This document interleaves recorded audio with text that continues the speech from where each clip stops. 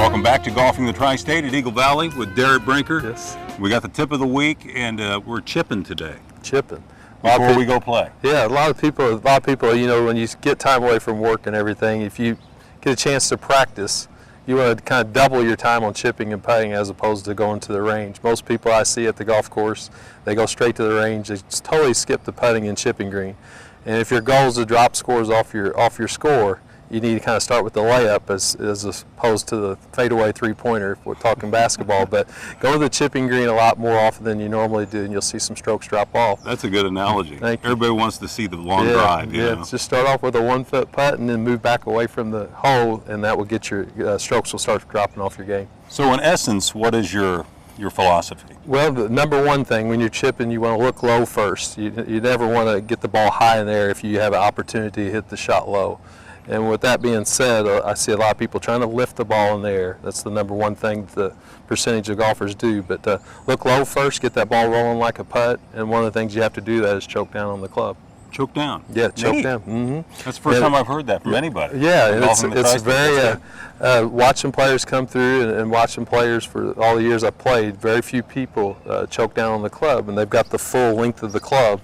And choking down gives you a lot more control of the club face. And basically, if you get a lie that you don't like, it actually helps you hit those tighter lies a little bit more solid. Right. Get closer to the ground. Closer to the ground, yeah. So with that being said, what club do you usually use when you're? I chip with all the clubs, and I think I'm a big proponent of chipping with every club in your bag. There's certain ways to dictate that, but a lot of people have their favorite club. If you do have a favorite club, I'd like it for it to be a wedge 8 or 9 as opposed to a 60-degree sand wedge or a 56-degree. But you never want to take a lofted club to make your favorite club. Take something a little flatter and get the ball rolling.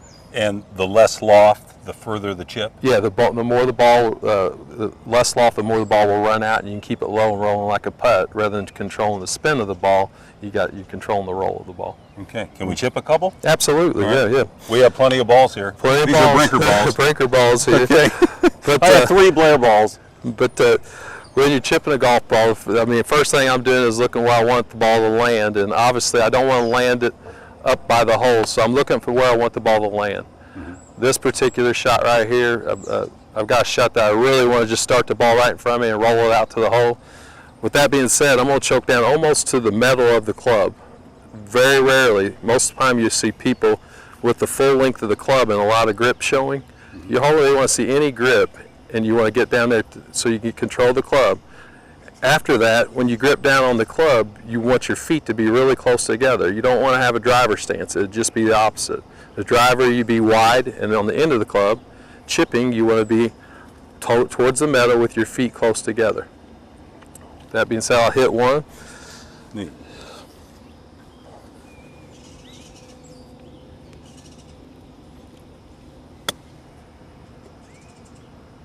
Nice. Very nice. A little long on that one. Curling around good. Yeah.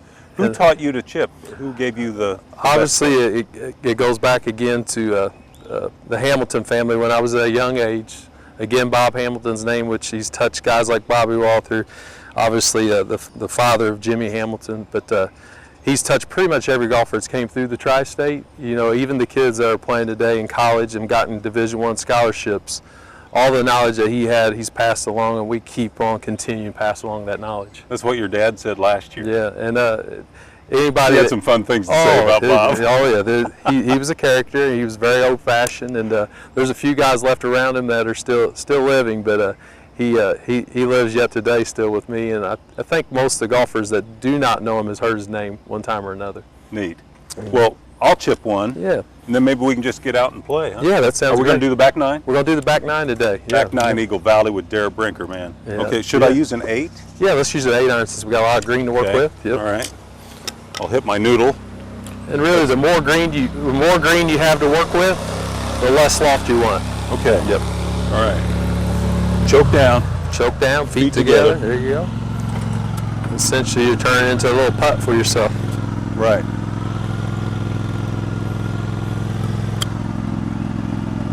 I hit it a little hard. A little hard. Yeah. First time out, when you're using this, because you're using a flatter club, you're not used to that roll if you've used a more lofted club in the past.